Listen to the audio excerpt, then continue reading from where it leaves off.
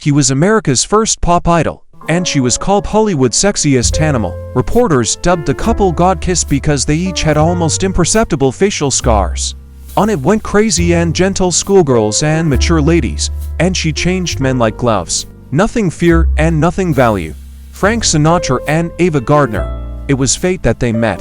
1950. Frank Sinatra was already a famous actor, successfully started his career in movies and was the first in all kinds of ratings. Ava Gardner, who by that time had little interest in the movie industry, was not lagging behind Sinatra in popularity. She was quite in demand in Hollywood. Many considered this Green Knight cat the most beautiful woman in the world, and the line of fans with expensive gifts seemed to be endless.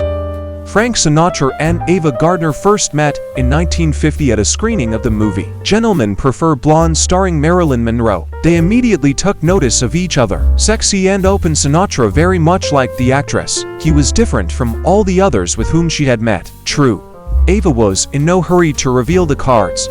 She waited for attention, gifts, rewarding Sinatra only condescending glances, and he was tormented, suffering and going crazy with passion and jealousy. And then it turned out that they were very much alike. They both just loved Italian food, drinking, boxing and night drives. Everything would have been fine, except for one but. Frank was married. However, this did not prevent a couple in love everywhere appear together under the dissatisfied murmurs of the champions of family values. As soon as Sinatra received a divorce, the couple went to the wedding. The marriage ceremony was held in the city of Philadelphia. Ava presented her husband with a gold locket with her photo. Frank was more pragmatic.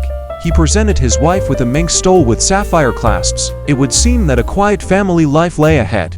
But such a desirable wedding did not bring peace to Frank and Ava's relationship. They were terribly jealous of each other, constantly scandalized, then reconciled, and on and on. By the time Ava's career was going uphill, Frank's business was going downhill. And he could not accept the fact that the breadwinner in the house, the wife. However, soon he records ballads, and again there are crowds of admirers near him, which distracted him from family life. After a year of married life, they began to drift apart. She was filming movies, he was constantly on tour, and again scenes of jealousy, which ended with passionate reconciliation in a night embrace. Finally finished their marriage depression. Ava, who very much wanted a child, because of a miscarriage. Frank at the same time had an affair with Marilyn Monroe, who before that he called just a girlfriend. In the mid-1960s, the couple broke up. Ava Gardner had many more novels, but the bonds of marriage, she no longer bound herself. In her later years, she finally admitted, "No one in my life I have not loved as Frankie."